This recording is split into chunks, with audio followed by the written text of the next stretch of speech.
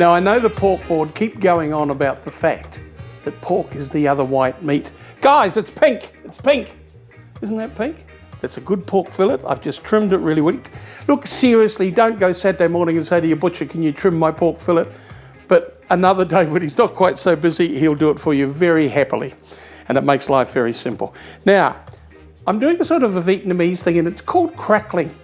It will all become apparent later on. I'm not going to preempt it by telling you why it's crackling. We will find out, won't we? But first of all, we need a little bit of a marinade for the pork. Now, pork is a very sweet, lovely meat, but it does need a little bit of flavour, particularly a pork fillet, a little bit of flavour added to it.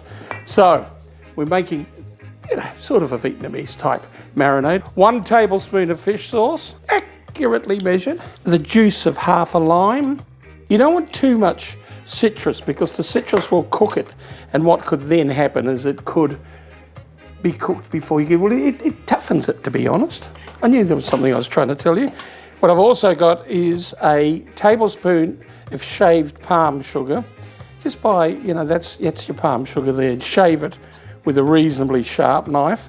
And what I've also got here is I've got some chilli, some lemongrass. Now, with your lemongrass, when you buy your stalk, you peel the really tough outer leaves. I should have done it for you. I'm sorry, guys. I'll do it the next time I'm using lemongrass. But you peel the outside leaves and you give it a real smash with your knife and then cut it very finely. A little bit of pepper. We're not looking for a lot of marinade here, and the reason we're not is because we've only got that 1 pork fillet, haven't we? All right, and as you can see, I've cut it in reasonably thick slices. So let's just whack that in, toss it around, and we'll set that to the side, and we'll just toss it every now and then. Look, 10 minutes is enough, 15 minutes is even better, 20 minutes is even better. I'm getting excited, but whatever time you've got, don't be silly about it. Now, the sauce itself, because what I'm doing is a sort of a sweet and sour mix here. So what I want for that sweet and sour is half a cup of rice wine vinegar, 4 tablespoons of Chinese wine, and the rest of that chili and garlic. So what I had was 1 big chili, because I had some habanero left over, so I've used that, and a big clove of garlic, and about a 2 centimetre piece of lemongrass. And I've also got a couple of tablespoons of palm sugar, and I suppose a good knob of ginger. That's what you'd call it, a good knob of ginger. And I was going to put 3 cloves of garlic, but let's be fair, they're huge cloves, so we'll just put 2 in. Now this is the mix, the sort of the sweet and sour mix I'm making to go with my vegetables. It's not a pickle, but it's sort of, in that kind of Vietnamese vein, a Vietnamese pickle. So just put that on a low flame, 5 to 10 minutes of that, and simmer it very gently. I don't want the heck boiling out of it, please. Good pinch of salt, 5 to 10 minutes. Just keep an eye on it. Don't disappear down the road to the pub. Really keep an eye on it.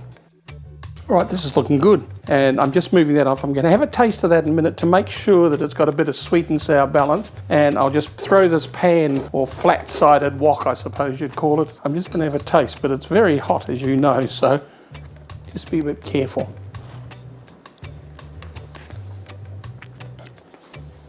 Yeah, that's nice. Now, see, that's got a sweet and sour balance.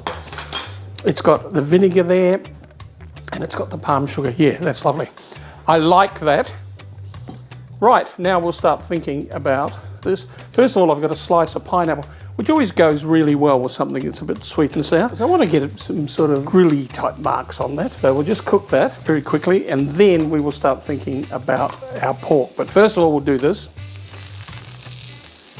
All right, that's looking pretty good, so let's just whip that out, and then we'll start thinking about putting this pork in. Don't just toss it in, put it in so that it's nice and neat. See, by doing it like this rather than just tossing it in, you'll get a nice char on both sides, which is exactly what I'm after. See, it's got a nice char on it because of the sugar in the marinade, so it's looking good.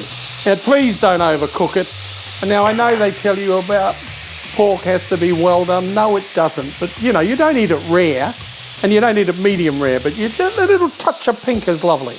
Now, it can go back into this marinade, and that's fine because the whole thing's going back into the sauce, so it will be heated. So we can start thinking about pulling that out because it's not finished yet. Don't worry, it's going back in once we've got some sauce happening. So just put it back into that bowl, which as I said is fine, because we are going to think about redoing it now. I'll put a little bit more oil in there, just a smidgen. I don't want this to be a really oily dish because I've got that lovely mixture, the sweet and sour stuff. Now, some veggies. So I just want to get a bit of a char on this just to give some nice flavours. So just keep on turning it in that hot wok. See, you can start getting some colour onto those veggies, which is exactly what I want. I want a bit of a charred flavour to it. And we put that mix in there. That's our sort of sweet and sour mix. And we just mix that up. And then, last but not least, our pork, and spread it out. And we've also got some tomatoes. Just cut in half, just some cherry tomatoes. And what we've also got to add is that pineapple, which I'm going to cut it up. Just cut it into some nice wedges. This, of course, is fresh pineapple, by the way. You could add a pinch use can, but it's not the same, is it? Oh, that's looking good, guys. Now, next, the crackling.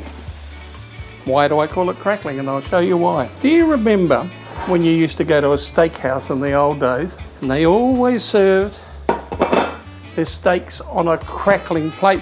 You most probably weren't even born, actually, but because it's a bit of fun. And when I say it's a bit of fun, what happens with it is, comes to the table crackling, doesn't it? I wouldn't serve a steak on it, by the way, guys. So just ignore the steak bit, because what happens with the steak, it just keeps on cooking, which isn't really what we want, is it? So plenty of those veggies. There's some red onion. There's the 2 carrots. There's a couple of different types of capsicum. Celery, all sliced neatly. I reckon that looks and sounds rather good, doesn't it?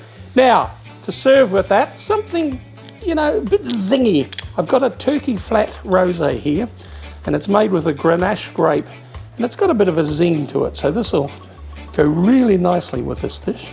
So my turkey flat rosé, my crackling pork with those sweet and sour veggies. Oh, I'm going to enjoy this. This is for me, guys. Bit of fun, lovely zingy flavours. That's why it goes so well with that zingy Grenache grape. Fantastic.